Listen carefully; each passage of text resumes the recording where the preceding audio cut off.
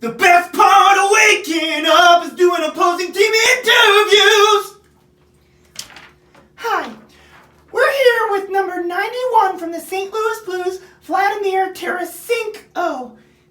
Get it? We're going to ask you a few questions. How do you feel your team played tonight, Vladimir? We played pretty good. They have 3 goals, but we have 4 goals, so that's good.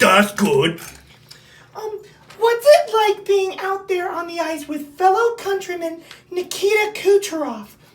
Oh, that's a dream come true. I can't even believe they let me skate on the same ice. I have his posters all over my bedroom like little girl, like teenage girl with boy band. Can I get a drink?